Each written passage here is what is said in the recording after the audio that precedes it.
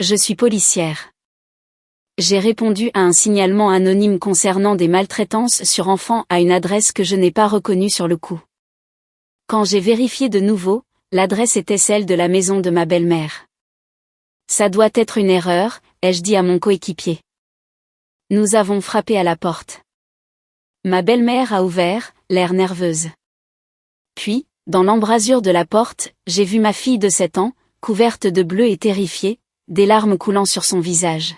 « Maman » a-t-elle murmuré. Mon coéquipier m'a fermement saisi le bras et a dit « N'entre pas tout de suite. Il faut qu'on fasse ça dans les règles. » À travers la fenêtre du salon, je pouvais voir toute la famille de mon mari à l'intérieur. Il y avait des caméras installées.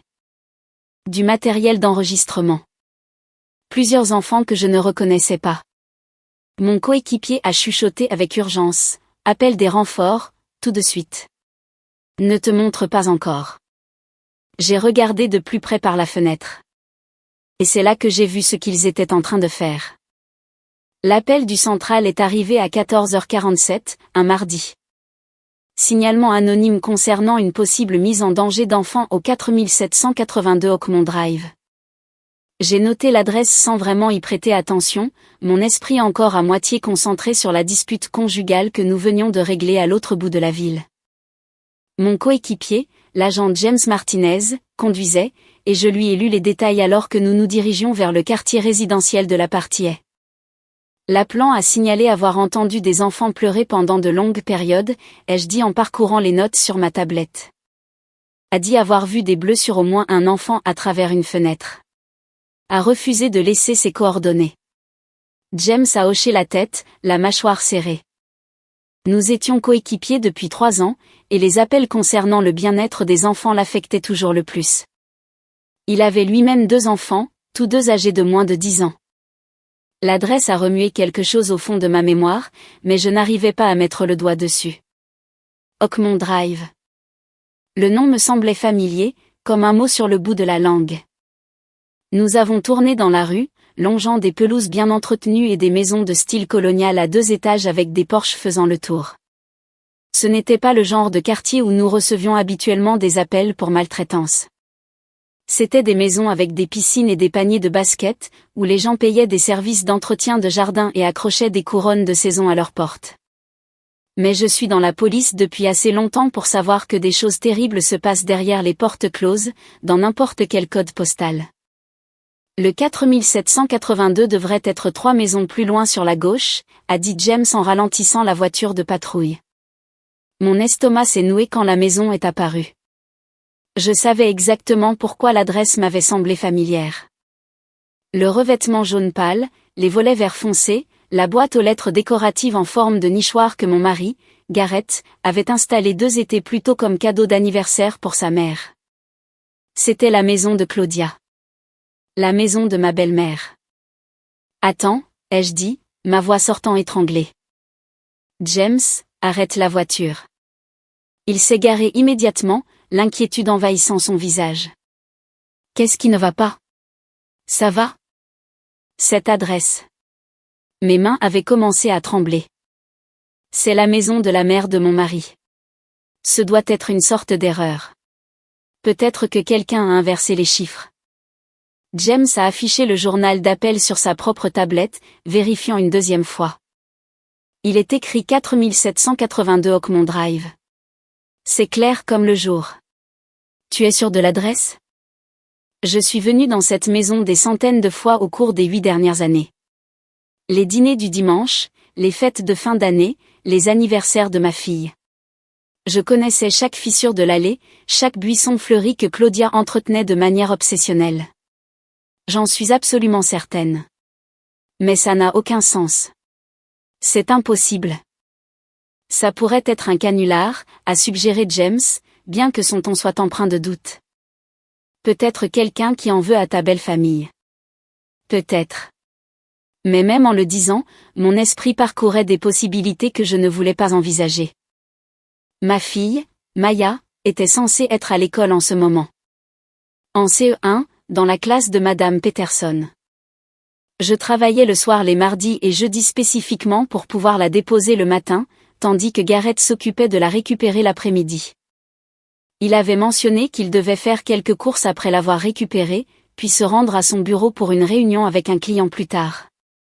On doit quand même vérifier, a dit James doucement. Tu le sais. Je le savais. Le protocole était le protocole. Famille ou pas? Devrais-je me récuser? Appeler une autre unité? Ça prendra au moins 20 minutes. James était déjà en train de déboucler sa ceinture de sécurité. S'il y a vraiment des enfants en danger, on ne peut pas attendre aussi longtemps. Mais c'est moi qui mène l'intervention. Reste derrière moi et essaie de rester objective. Objective? Bien sûr. Mon cœur battait la chamade contre mes côtes alors que nous approchions de la porte d'entrée. Les nains de jardin de Claudia nous souriaient depuis les parterres de fleurs, joyeux et grotesques. Le paillasson disait « Que Dieu bénisse cette maison » en lettres cursives. Tout semblait parfaitement normal, parfaitement banal, parfaitement sûr. James a frappé fermement. Police, nous devons parler au propriétaire. Des pas se sont approchés de l'intérieur. La porte s'est ouverte et Claudia se tenait là, dans l'un de ses chemisiers à fleurs et son capri kaki, ses cheveux argentés ramenés en arrière dans son chignon habituel. Mais son visage est devenu pâle quand elle m'a vue. Pas surprise, exactement.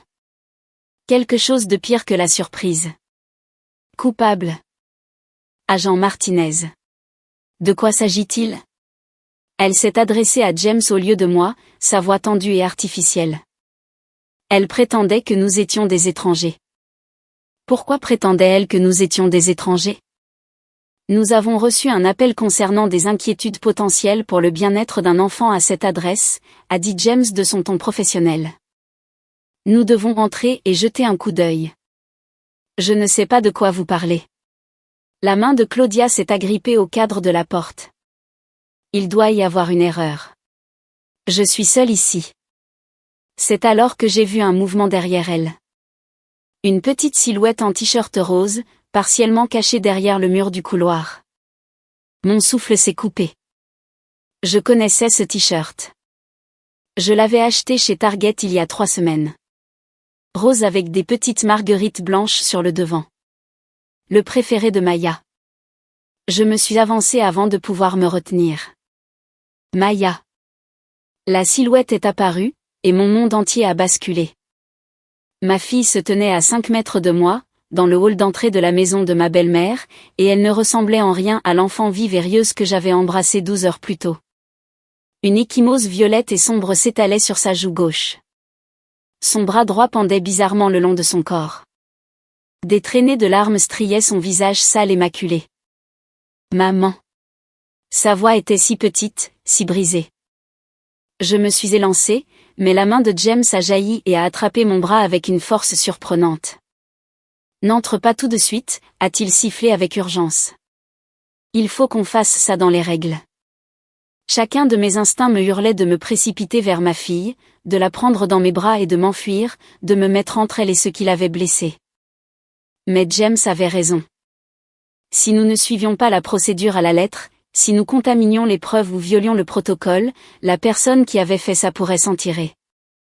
Claudia a essayé de fermer la porte, mais James avait déjà coincé sa botte dans l'encadrement. Madame, nous entrons. Vous pouvez coopérer ou nous pouvons obtenir un mandat, mais dans tous les cas, nous entrons dans cette résidence. À travers la fenêtre du salon, j'ai eu un aperçu de la pièce. Ma vision s'est rétrécie en un tunnel de détails horrifiants. Le frère de Garrett, Raymond, était assis sur le canapé, sa femme, Miranda, à côté de lui. Le père de Garrett, Quentin, se tenait près de la cheminée. Il y avait des enfants que je ne reconnaissais pas, peut-être 4 ou 5, allant des tout-petits aux préadolescents.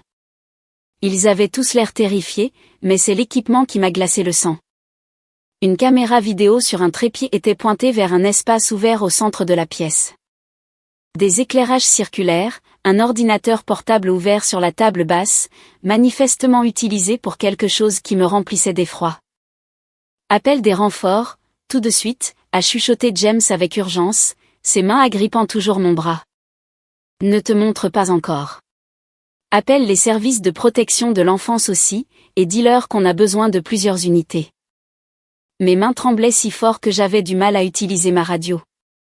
J'ai reculé de la porte, me suis détourné du visage horrifié de Claudia, et j'ai réussi à prononcer les mots. Centrale, ici unité 12.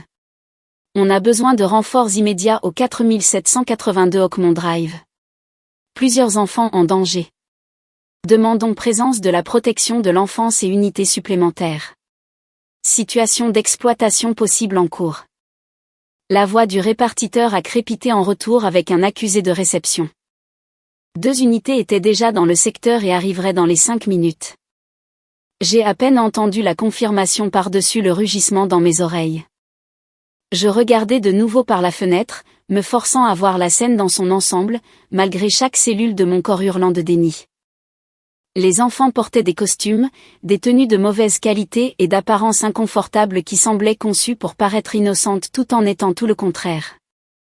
Une petite fille, pas plus de 4 ans, portait une tenue de danse qui m'a retourné l'estomac. Un des garçons avait des bleus sur les bras nus. Ils avaient tous ce même regard vide que j'avais vu 100 fois dans ma carrière. Le regard d'enfant qui avait appris que pleurer ne servait à rien, que personne ne viendrait les sauver. Maya se tenait figée près du couloir, et je pouvais voir maintenant qu'elle tenait une peluche que je n'avais jamais vue auparavant. Un ours en peluche avec un ruban autour du cou. Elle le serrait comme une bouée de sauvetage. James parlait à Claudia, sa voix ferme et autoritaire. Je vais vous demander une dernière fois de vous écarter. Si vous faites obstruction à notre enquête, vous serez arrêté et inculpé en conséquence. Vous ne comprenez pas, la voix de Claudia avait pris un ton désespéré. Ce n'est pas ce que vous croyez. On fait juste des vidéos pour la famille. Des films de famille. Il ne se passe rien de mal ici. Des films de famille. Le mensonge était si transparent, si insultant, que la rage a submergé mon état de choc. Ces gens, la famille de mon mari, des gens avec qui j'avais partagé d'innombrables dîners, des gens à qui j'avais confié mon enfant, avaient fait du mal à des enfants, l'avaient enregistré, et vendaient probablement l'accès aux images, à en juger par l'interface de chat que j'avais vu. Depuis combien de temps cela durait-il ? Combien de fois Gareth avait-il déposé Maya ici pour un « moment avec mamie » pendant que j'étais au travail ? Des sirènes ont retenti au loin, se rapprochant. Les renforts seraient là dans peut-être 2 minutes. James est entré complètement dans l'embrasure de la porte, la main sur son arme. Toutes les personnes à l'intérieur doivent sortir avec les mains visibles, maintenant. Si vous n'obéissez pas, vous serez sortis de force et accusés d'obstruction. Un mouvement a éclaté à l'intérieur. Raymond s'est levé rapidement. Quentin s'est dirigé vers l'ordinateur portable. Miranda a attrapé l'un des plus jeunes enfants. Personne ne touche à rien, a aboyé James. Éloignez-vous de tous les appareils électroniques. Mettez vos mains là où je peux les voir. Je ne pouvais plus attendre. Ma fille était là, blessée et terrifiée. Et j'avais passé 3 ans à m'entraîner pour des situations exactement comme celle-ci. Je suis passé devant Claudia, gardant ma main près de mon arme de service, tous mes sens en alerte maximale.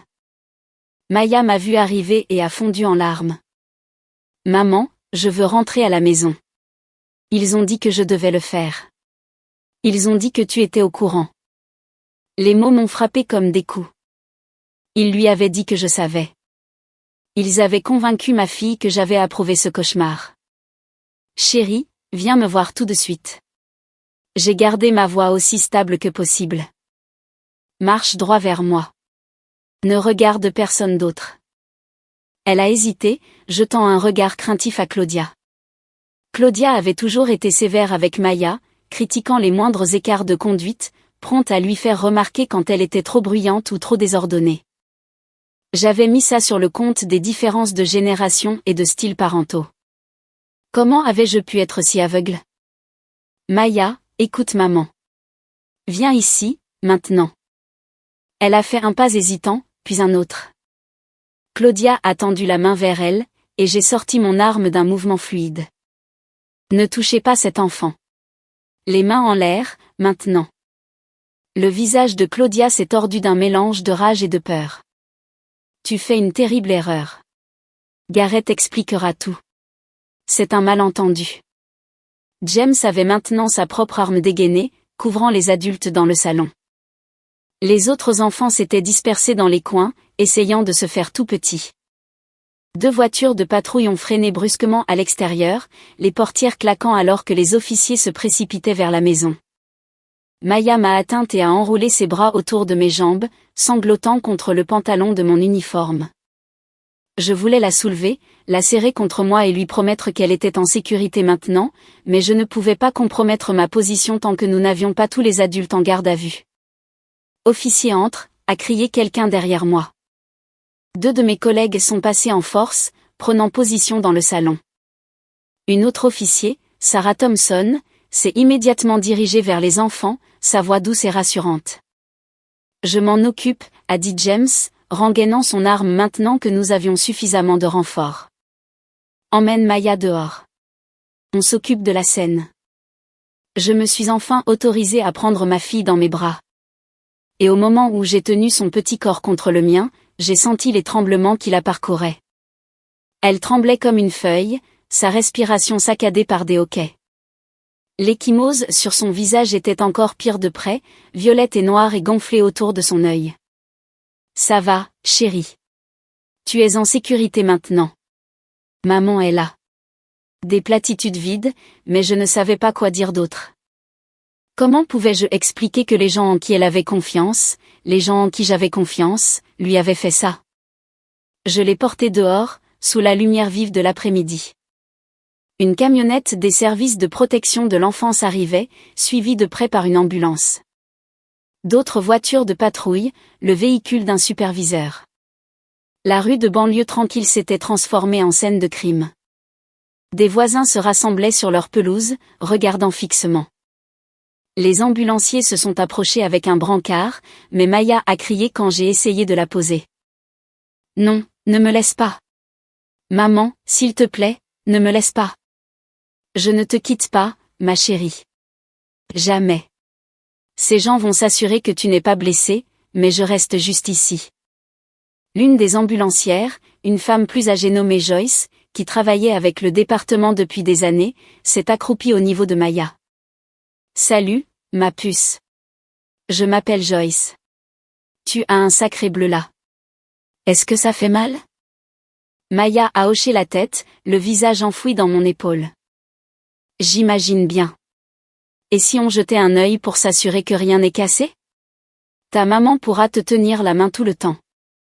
Il a fallu encore 5 minutes de persuasion douce avant que Maya ne laisse Joyce l'examiner. Poignets fracturés, ont-ils déterminé rapidement. Probable commotion cérébrale étant donné le traumatisme crânien. Des ecchymoses étendues sur son dos et ses jambes que je n'avais même pas encore vues. Il voulait la transporter à l'hôpital pour enfants pour un examen complet, la documentation des blessures et une observation de nuit. Je monte avec elle, ai-je dit, sans laisser de place à la discussion. Bien sûr. Les yeux de Joyce étaient pleins de sympathie. Elle avait probablement deviné à ce stade dans quel genre de scène nous étions tombés. Alors qu'il chargeait Maya dans l'ambulance, j'ai vu Claudia être emmenée menottée, son visage un masque d'indignation. Raymond et Miranda ont suivi, puis Quentin, tous protestant bruyamment, invoquant des malentendus, de fausses accusations et du harcèlement policier. Puis la voiture de Gareth est arrivée dans l'allée. Mon mari est sorti, sa mallette à la main, sa cravate légèrement desserrée après la réunion à laquelle il était censé être. Il a embrassé la scène du regard avec une confusion évidente. Les voitures de police, l'ambulance, toute sa famille en état d'arrestation. Ses yeux ont trouvé les miens et j'ai vu la compréhension poindre lentement sur ses traits. Qu'est-ce qui se passe? Où est Maya? Il a commencé à se diriger vers l'ambulance. 2 officiers l'ont intercepté. Monsieur, nous avons besoin que vous restiez en arrière. C'est ma fille. C'est ma femme. La voix de Gareth a monté, paniquée. Que quelqu'un me dise ce qui se passe. James est sorti de la maison, portant des sacs de preuves remplis d'appareils électroniques. Il a vu Gareth et son expression s'est durcie. Monsieur, nous avons besoin que vous veniez avec nous pour un interrogatoire. Un interrogatoire sur quoi? Je viens d'arriver. Mais les yeux de Gareth ont fusé vers sa mère, vers son frère, et j'ai vu le calcul se faire derrière ses traits. Il était en train de décider quoi admettre, quoi nier. Papa. Maya l'avait vu par la fenêtre de l'ambulance. Papa a dit que j'étais sage. Il a dit que j'aidais. Il a dit que tu savais, maman. Les mots ont flotté dans l'air comme des flèches empoisonnées. Le visage de Gareth est devenu absolument blanc. Il n'était pas seulement au courant. Il avait participé. Il avait entraîné notre fille dans ce cauchemar et lui avait dit que j'approuvais, qu'elle rendait service. Espèce de... Je me suis élancé vers lui, mais Joyce m'a attrapé le bras. Officier, votre fille a besoin de vous en ce moment. Ne leur donnez pas de munitions à utiliser contre vous au tribunal. Elle avait raison. Chaque action que je prendrais à partir de ce moment serait scrutée.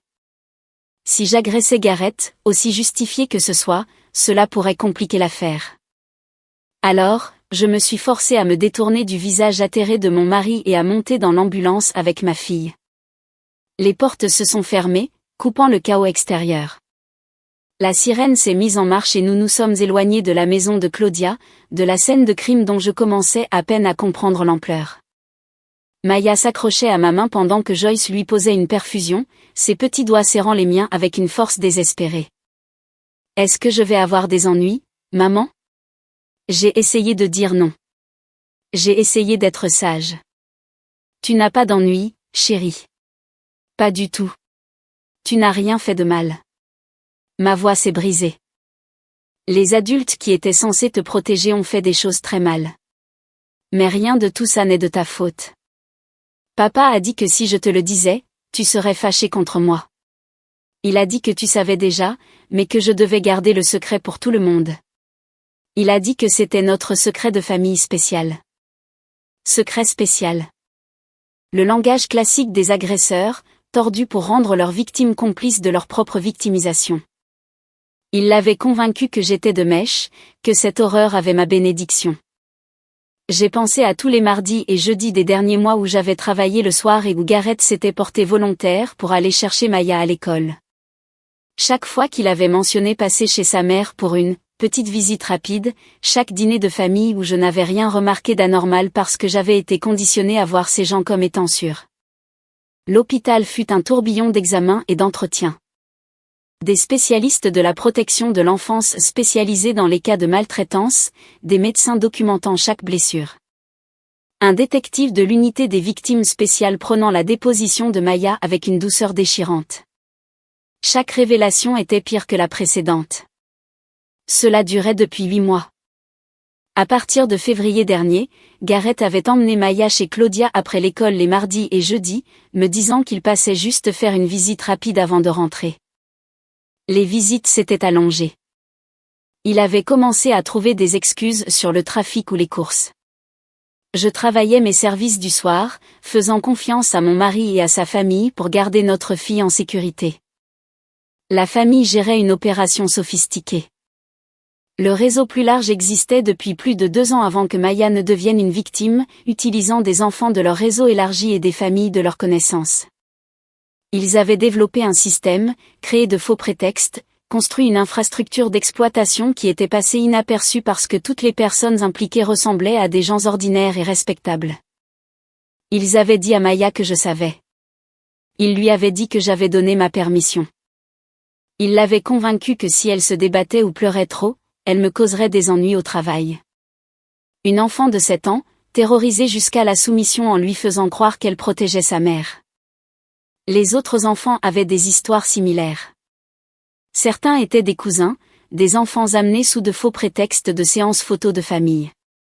D'autres étaient des enfants d'amis de la famille à qui on avait promis des opportunités de mannequinat. Le plus jeune avait 3 ans. Les détectives ont saisi l'ordinateur portable de Gareth à son bureau et son téléphone dans sa voiture. Les preuves qu'ils ont trouvées ont dépeint une entreprise qui fonctionnait depuis au moins 2 ans, peut-être plus. Des journaux de discussion, des transactions financières, des paiements en crypto-monnaie, un réseau d'abonnés payants pour accéder à du contenu personnalisé.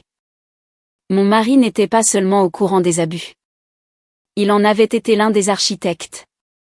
J'ai passé cette première nuit dans la chambre d'hôpital de Maya, assise à côté de son lit pendant qu'elle dormait d'un sommeil agité sous sédatif. Chaque fois qu'elle gémissait, j'avais envie de hurler. Chaque fois qu'elle cherchait ma main dans son sommeil, je sentais quelque chose se briser en moi et se remodeler en quelque chose de plus dur. Le département m'a mise en congé administratif le lendemain matin. Procédure standard lorsqu'un officier est personnellement impliqué dans une affaire.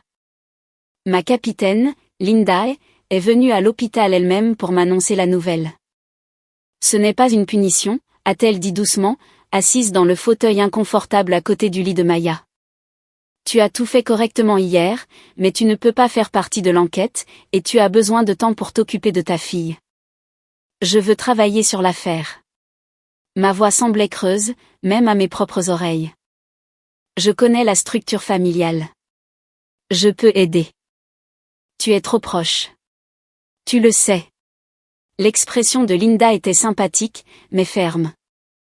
L'équipe de l'unité des victimes spéciales est bonne. Ils vont monter un dossier en béton. Ton travail en ce moment, c'est d'être la maman de Maya. Elle avait raison. Mais c'était comme être mise sur la touche pendant le match le plus important de ma vie. C'était mes proches qui avaient fait ça. Mon échec à voir, à soupçonner, à protéger mon propre enfant. Je voulais faire partie de ceux qui réparent les choses. Maya s'est réveillée 1 heure après le départ de Linda, désorientée et effrayée. Où est papa? Comment expliquer à une enfant de 7 ans que son père était en prison? Qu'il lui avait fait du mal intentionnellement? Que tout ce qu'elle avait cru sur sa famille était un mensonge? Papa ne peut pas venir te voir pour l'instant, ai-je dit prudemment. Mais je suis là et je ne vais nulle part. Il est fâché contre moi? Sa voix était si petite. Parce que j'ai parlé. Non, chérie. Personne n'est fâché contre toi. Ce qui s'est passé n'était pas de ta faute, et tu as été très courageuse de dire la vérité. La psychologue pour enfants que l'hôpital lui avait assignée m'avait donné des scripts pour ses conversations, des manières adaptées à son âge de discuter du traumatisme sans causer plus de tort. Mais rien ne m'avait préparé à la réalité de voir ma fille se débattre avec la trahison des personnes qui auraient dû l'aimer le plus. Au cours des jours suivants, d'autres détails ont émergé. Garrett avait été arrêté et accusé de multiples chefs d'exploitation d'enfants, de production de matériel illégal et de complot. Sa caution a été fixée à 2 millions de dollars, que ses parents ne pouvaient pas payer même en hypothéquant leur maison. Bien. Claudia, Raymond, Miranda et Quentin ont tous fait face à des accusations similaires. L'enquête s'est étendue pour inclure plusieurs autres membres de la famille qui avaient participé de manière périphérique, des cousins qui avaient aidé à recruter des enfants, une tante qui s'était occupée des transactions financières. L'ampleur était stupéfiante. Le FBI s'est impliqué lorsqu'ils ont découvert que le réseau s'étendait au-delà des frontières de l'État. Des enfants dans 3 États différents avaient été victimes. La liste des abonnés comprenait des centaines de personnes dans plusieurs pays. Ce n'était pas seulement un crime familial. C'était une partie d'une entreprise criminelle plus vaste. Mon téléphone n'arrêtait pas de sonner. Les journalistes s'étaient emparés de l'histoire, une policière mariée sans le savoir à un prédateur d'enfants, faisait des titres percutants. J'ai arrêté de répondre aux appels de numéros que je ne reconnaissais pas. J'ai complètement cessé de regarder les réseaux sociaux après avoir vu les commentaires spéculant sur si j'avais su, si j'avais été impliqué, si j'étais complice par négligence. Les blessures physiques de Maya ont guéri relativement vite. Son poignet fracturé a nécessité un plâtre, qu'elle a décoré d'autocollants pendant les séances d'ergothérapie. Les bleus sont passés du violet au jaune, puis ont disparu. Mais les dommages psychologiques étaient plus profonds que n'importe quelle radiographie ne pouvait le montrer. Elle a fait des cauchemars toutes les nuits pendant des semaines. Elle ne pouvait pas dormir seule. Elle était terrifiée par les appareils photo, sursautant à la vue de téléphones et de tablettes. La vue de matériel d'enregistrement dans les magasins la plongeait dans des crises de panique. Elle a cessé de parler à quiconque, sauf à moi et à sa thérapeute. Le plus dur était de la voir essayer de donner un sens à la trahison de personnes qui étaient censées l'aimer inconditionnellement. Un soir, environ 3 semaines après que tout soit arrivé, elle m'a demandé pourquoi papa lui avait fait du mal s'il l'aimait. Je me suis assise au bord de son lit, cherchant des mots qui pourraient combler le fossé entre la compréhension d'un enfant et la réalité incompréhensible de ce qui s'était passé. Parfois, les gens sont malades d'une manière qu'on ne peut pas voir, lui ai-je dit, sachant à quel point cela semblait inadéquat. Ce n'est pas comme avoir un rhume ou un os cassé. C'est quelque chose qui ne va pas dans leur façon de penser, dans leur façon de voir le bien et le mal. Ce que ton père a fait n'avait rien à voir avec toi. C'était à cause de sa propre brisure. Elle a gratté le bord de son plâtre, silencieuse pendant un long moment. Mamie aussi? Oui, chérie. Mamie aussi, et oncle Raymond. Chaque nom était comme une nouvelle blessure. Tous. Ils ont tous fait des choix terribles, mais c'était leur choix, pas les tiens. Tu n'as rien causé de tout ça. La thérapeute de Maya, le docteur Morrison, m'avait prévenu qu'elle poserait ces questions à plusieurs reprises alors que son cerveau essayait de traiter un traumatisme qui n'avait aucun sens logique. Les enfants ont besoin de croire que les adultes les garderont en sécurité. Et lorsque cette confiance fondamentale est brisée, cela crée une dissonance cognitive qui prend des années à surmonter. J'ai commencé à dormir sur un lit de camp dans la chambre de Maya parce qu'elle se réveillait en hurlant plusieurs fois par nuit. Les cauchemars variaient, mais le thème restait constant, être piégée, être filmée, se faire dire qu'elle ne pouvait pas partir tant qu'elle ne s'exécutait pas correctement. Le docteur Morrison disait que c'était normal, que les rêves étaient la façon pour son esprit de traiter ce qui s'était passé. Mais écouter ma fille gémir de terreur nuit après nuit, c'était comme être poignardée à plusieurs reprises. Certains matins, elle se réveillait et semblait presque normale, demandant des pancakes ou voulant regarder des dessins animés. D'autres jours, elle ne sortait pas du tout du lit, recroquevillée en boule et refusant de parler. L'imprévisibilité était épuisante, ne jamais savoir quelle version de ma fille m'accueillerait chaque matin. L'école était hors de question pour le reste de l'année. Même si Maya n'avait pas réellement manqué de jours d'école, Gareth la récupérait et l'emmenait ensuite chez Claudia, je ne pouvais pas la renvoyer dans un bâtiment qui faisait partie de la routine qu'il avait établie. La pensée qu'elle puisse être assise dans la classe de Madame Peterson, sachant ce qui venait après la dernière sonnerie, me rendait physiquement malade. J'ai demandé le divorce 3 semaines après l'arrestation. La garde d'urgence n'a même pas été contestée. L'avocat de Gareth lui a conseillé de ne pas se battre, étant donné les charges qui pesaient contre lui. J'ai obtenu des ordonnances de protection contre Gareth et toute sa famille. J'ai entamé les démarches pour vendre notre maison parce que Maya ne supportait pas d'être dans le bâtiment où son père avait vécu. Le procès a mis 9 mois à arriver devant le tribunal. 9 mois de déposition, d'examen des preuves et de voir ma fille travailler avec des thérapeutes pour préparer son témoignage. Le procureur a offert à Gareth un accord de plaidoyer, 35 ans en échange de sa coopération et de l'identification d'autres membres du réseau. Il l'a accepté. Il a également témoigné contre ses parents et son frère, corroborant la nature organisée de l'entreprise. Raymond a pris 42 ans. Il avait des condamnations antérieures pour des infractions connexes qui ont été révélées pendant l'enquête, ce qui expliquait la peine plus sévère. Claudia a pris 30 ans. Quentin 35. Miranda, qui avait apparemment été contrainte de participer par Raymond et a montré un remords sincère, a obtenu 15 ans avec possibilité de libération conditionnelle après 7. Le jour de la condamnation de Gareth, j'ai amené Maya au tribunal. Sa thérapeute l'avait déconseillé, craignant une retraumatisation, mais Maya avait demandé à y aller. Elle voulait voir ce qui arrivait aux personnes qui lui avaient fait du mal. Gareth avait l'air diminué dans sa combinaison orange, ses cheveux grisonnants aux tempes, ses épaules voûtées. Lorsque le juge lui a demandé s'il avait quelque chose à dire avant la sentence, il s'est tourné pour nous regarder, Maya et moi, dans la galerie. « Je suis désolé, a-t-il dit, la voix brisée. Je sais que ça ne suffit pas. Je sais que rien de ce que je dirai ne sera jamais suffisant. Mais Maya, si tu m'entends, ce que j'ai fait était mal. C'était diabolique. Et rien de tout ça n'était de ta faute. Ta mère ne savait pas. Elle n'a jamais su parce que nous le lui avons caché. Tu as toujours été sage. Tu as toujours été parfaite. Ce qui t'est arrivé est à cause de ma maladie, de mon mal, pas à cause de quelque chose que tu as fait ou pas fait. La main de Maya s'est resserrée dans la mienne. J'ai senti son petit corps trembler, mais elle n'a pas pleuré. Elle avait assez pleuré au cours des 9 derniers mois. Maintenant, elle regardait simplement en silence le juge prononcer la sentence qui garderait Gareth en prison jusqu'à ce que Maya ait 42 ans. En sortant de ce tribunal, j'ai senti quelque chose changer en moi.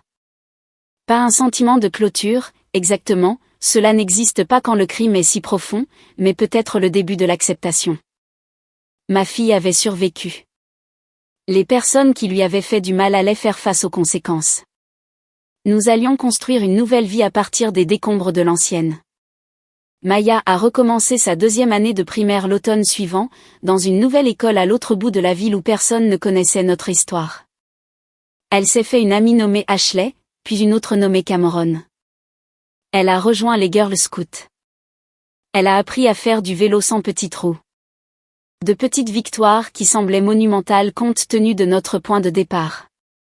Je suis retournée au travail après 6 mois de congé, mais je ne pouvais plus faire de patrouille.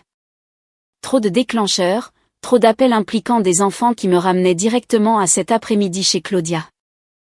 J'ai été transférée à la division de la formation, enseignant aux nouvelles recrues comment reconnaître les signes de maltraitance, comment faire confiance à leur instinct, comment les prédateurs se cachent insidieusement à la vue de tous. À chaque promotion, je racontais une version de mon histoire. Pas les détails, ceux-là appartiennent à Maya et ce sera à elle de les partager ou non en grandissant. Mais je leur parlais de la façon dont la proximité peut nous aveugler, comment la confiance peut être une arme, comment les personnes que nous soupçonnons le moins sont parfois celles qui font le plus de mal. Vous manquerez des choses, ai-je dit à une salle de classe pleine de jeunes recrues un après-midi, 2 ans après ce mardi horrible. Vous rencontrerez des situations où vous souhaiterez avoir vu les signes plus tôt, agi plus vite, insisté davantage. Ça fait partie de ce travail. Mais quand vous voyez quelque chose, quand cette voix dans votre tête vous dit que quelque chose ne va pas, même si vous ne pouvez pas l'expliquer, écoutez-la. Suivez la procédure, documentez tout, et ne présumez jamais qu'une belle maison dans un beau quartier signifie de belles personnes. Une des recrues a levé la main. Et si la situation implique quelqu'un que vous connaissez? Comment restez-vous objectif? J'ai pensé à James me saisissant le bras, m'empêchant de me précipiter dans la maison de Claudia et de potentiellement compromettre l'affaire. Vous vous appuyez sur votre partenaire. Vous faites confiance à votre formation. Et vous vous souvenez qu'obtenir justice pour la victime est plus important que de protéger vos propres sentiments. Maya a eu 10 ans le mois dernier. Nous avons célébré avec une petite fête au parc. Juste elle, moi, et une poignée d'amis soigneusement sélectionnés dont j'avais appris à connaître les parents au fil de mois de rendez-vous de jeu et de vérification d'antécédents qui semblaient probablement paranoïaques à quiconque ne connaissait pas notre histoire. Elle portait une robe violette qu'elle avait choisie elle-même et a souri sincèrement quand nous avons chanté « Joyeux anniversaire ». Plus tard, après que ses amis soient partis et que nous nettoyions les papiers cadeaux et les assiettes de gâteaux, elle m'a demandé quelque chose qui m'a arrêté net en plein pliage d'une nappe. « Maman, tu penses que ça ira pour moi? Genre, quand je serai grande. » J'ai posé la nappe et les prises sur mes genoux, même si elles devenaient presque trop grandes pour ça. « Je pense que tu vas déjà bien, chérie. Tu guéris. Certains jours sont plus difficiles que d'autres, et c'est normal. Mais oui, je pense que tu iras plus que bien. Je pense que tu seras forte, courageuse et gentille. Je veux aider d'autres enfants un jour. Des enfants comme moi. » Elle a joué avec le bord de ma chemise, sans croiser mon regard. Peut-être être policière comme toi, ou thérapeute comme le docteur Morrison. Une fierté si intense a gonflé ma poitrine que ça en était douloureux. Tu peux être tout ce que tu veux être. Même si j'ai peur parfois. Surtout dans ces moments-là. Être courageux ne signifie pas ne jamais avoir peur. Ça signifie que tu fais ce qui est juste même quand tu as peur. Elle y a réfléchi un instant, puis a hoché la tête. D'accord, alors je veux être courageuse. En la regardant courir pour jouer sur les balançoires, j'ai ressenti quelque chose que je n'avais pas ressenti depuis 2 ans. Pas le bonheur, exactement, mais quelque chose de proche. L'espoir, peut-être. Le fragile début de la croyance que nous allions vraiment nous en sortir. Mon téléphone a vibré avec un texto de James. Il prenait régulièrement de mes nouvelles, toujours mon partenaire même si nous ne patrouillons plus ensemble. Comment s'est passée la fête? Bien, ai-je tapé en retour. Vraiment bien. Content de l'entendre. Maya est une dure à cuire. Elle tient ça de sa mère. J'ai regardé ma fille sur les balançoires, pompant ses jambes et se penchant en arrière pour attraper le vent. Son rire résonnait sur le terrain de jeu. Elle était forte, mais elle apprenait aussi à être de nouveau une enfant. À croire que la joie ne serait pas utilisée comme une arme contre elle, que la sécurité pouvait être réelle et pas seulement un mensonge raconté par des adultes avec des agendas cachés. Nous avions encore un long chemin devant nous. D'autres séances de thérapie, d'autres anniversaires de dates traumatisantes qui frapperaient plus fort que prévu, d'autres moments où le passé tendrait la main pour essayer de nous tirer en arrière. Mais nous avions aussi ça, le soleil, le gâteau, les rires et l'acte simple et révolutionnaire de choisir de continuer. Le signalement anonyme qui m'avait amené à la porte de Claudia ce jour-là venait d'un voisin qui avait entendu des pleurs et avait fait assez confiance à son instinct pour appeler. Même si tout semblait normal de l'extérieur. Je n'ai jamais appris son nom. Le détective chargé de cette partie de l'affaire a dit qu'il avait refusé d'être identifié, ne voulant aucune reconnaissance pour avoir fait ce qu'il considérait comme simplement juste. Parfois, je pensais à ce voisin inconnu et ressentais une gratitude immense. Il avait sauvé ma fille. Il avait sauvé ses autres enfants.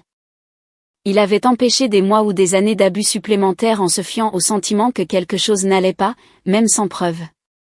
J'essayais de vivre à la hauteur de cet exemple. Quand je voyais quelque chose qui ne me semblait pas juste, je le disais. Quand mon instinct me murmurait des avertissements, j'écoutais. J'enseignais à mes recrues de faire de même. De faire confiance à l'inconfort qui vient en étant témoin de quelque chose qui a l'air bien mais qui semble mal. Parce que les monstres ne ressemblent pas toujours à des monstres. Parfois, ils ressemblent à votre mari, à votre belle-mère, à votre famille réunie autour d'une table, se passant la purée de pommes de terre et riant à des blagues. Parfois, le mal porte le visage des personnes en qui vous avez le plus confiance, ce qui rend d'autant plus important de rester vigilant, de questionner, de protéger ceux qui ne peuvent pas se protéger eux-mêmes. Maya a crié depuis les balançoires. Maman, regarde ça. Je l'ai regardé se balancer plus haut. Son visage s'est fendu d'un sourire qui me rappelait qui elle était avant le traumatisme. Qui elle se battait chaque jour pour redevenir. Ma fille courageuse, résiliente, magnifique, qui méritait une enfance sans peur et un avenir plein de possibilités. Je te regarde, chérie, ai-je répondu. Je te regarde toujours. Et c'était vrai.